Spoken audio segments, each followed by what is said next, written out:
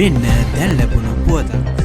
මම ඝාතනය කිරීම සඳහා ඒ පුද්ගලයාගේ නමත් කියලා ඒ පුද්ගලයා විසින් කටයුතු කරනවා කියලා මේ ගැන විමර්ශනයක් කරන්න කියලා වාර්තාවක් අලුතර ජ්‍යෙෂ්ඨ පොලිස් අධිකාරිතුමීට නියෝජ්‍ය පොලිස් අධිකාරිතුමීට ඇහිලා තිනවා. රාජ්‍ය පාතාලයේ රාජ්‍ය ත්‍රස්තවාදය සමාජයේ ගිලගෙන තිබෙනවා කියන තත්ත්වයක් අද නිර්මාණය වෙලා තිබෙනවා. ඉතින් මේ වගේ තත්ත්වයක් තුල අපි අහන්න කැමති පළාත් පාලන മന്ത്രിවරුන්ගේ ඉඳලා සභාපතිවරුන්ගේ ඉඳලා පාර්ලිමේන්තු മന്ത്രിවරුන් පිළිබඳව ආරක්ෂාව පිළිබඳ තක්සේරුවක් කරනවායි කියලා මීට මාස ගණනාවකට පෙරදී ඉදිරිපත් කරා. කවදාද මේ තක්සේරුව කරන්නේ? කවදාද මේ නිසි ආරක්ෂාව ලබා දෙන්නේ? ඒ වගේම විශේෂයෙන්ම මහජන දිනේ ඝාතනයට ලක්වුණු පළාත් පාලන සභාපතිවරයාගේ ඒ මිනිමරුවන් කවදාද අල්ලගන්නේ කියන එක අපි දැනගන්නට කැමතියි. මහජන ආරක්ෂක ඇමතුමාත් ඒ වගේම පොලිසිය පැත්තෙනුත් අපි සඳහන් කළා වැලිගම ප්‍රාදේශ සභාවේ සභාපතිවරයා ඝාතනය පිළිබඳව විමර්ශනය කිරීම සඳහා දැන් පරීක්ෂණ කණ්ඩායම යොදවලා තියෙනවා, විමර්ශන කරමින් ඉන්නවා. ඒ වගේම මේ සම්බන්ධයෙන් හුවමාරුණු දුරකථන දත්ත පිළිබඳව පොලිසිය පැත්තේ විමර්ශන කරමින් ඉන්නවා. ඒ නිසා අපි බලාපොරොත්තු වෙනවා ඊටාම ඉක්මනට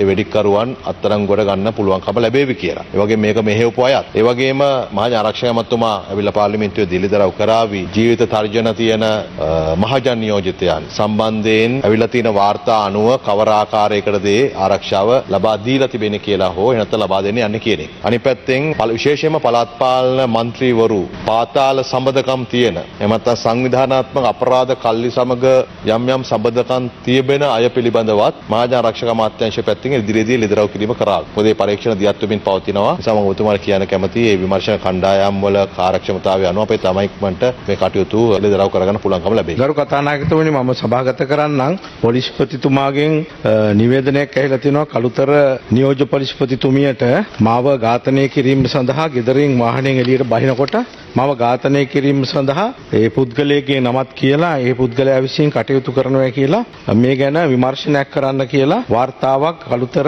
ජ්‍යෙෂ්ඨ පොලිස් අධිකාරිතුමීට නියෝජ්‍ය පොලිස් අධිකාරිතුමීට ඇහිලා තිනවා. කෙලිම පොලිස්පතිතුමාගේ නිවේදනයේ තියෙන්නේ රහස්‍ය නිවේදනයක්. මේක මම සභාගත කරනවා ගරු කතානායකතුමනි. මේ සම්බන්ධයෙන් කතානායකතුමා වශයෙන් සහ අපේ සහෝදර മന്ത്രിවරු මේ සම්බන්ධයෙන් කළ යුතු ක්‍රියාමාර්ගයක් ගන්නයි කියලා මම ඉල්ලා සිටිනවා. Honorable member, I'll bring this to the notice of the Honorable Speaker of the House. මේ ඉදිරිපත් කරන්නේ මේ සභාවේ විපක්ෂයේ පාර්ලිමේන්තු മന്ത്രിවරයෙකුගේ ජීවිතයට එල්ල වී තිබෙන තර්ජනයක් පිළිබඳව බරපතල කාරණාවක්. දැන් අර වැලිගම ප්‍රාදේශ සභාවේ සභාපතිටත් ඒ වගේ තර්ජනයක් තිබිලා පොලිස්පතිවරයාට ලියලා දිවුරුම් ප්‍රකාශ ඉදිරිපත් කරලත් ආරක්ෂාව ලැබුණේ නැහැ. දැන් මේ മന്ത്രിවරයාටත් මේ විපක්ෂයේ සහ පාර්ලිමේන්තුවේ අනිත් මන්ත්‍රීවරුන්ට ඔබතුමාගේ වගකීම මෙතුමන්ලගේ ආරක්ෂාව රැකගන්න එක.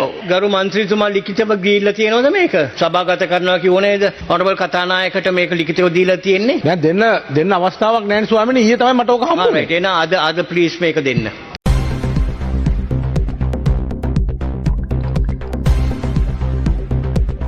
තවත් පුවත් ඉදිරියේදී බලාපොරොත්තු වන්න.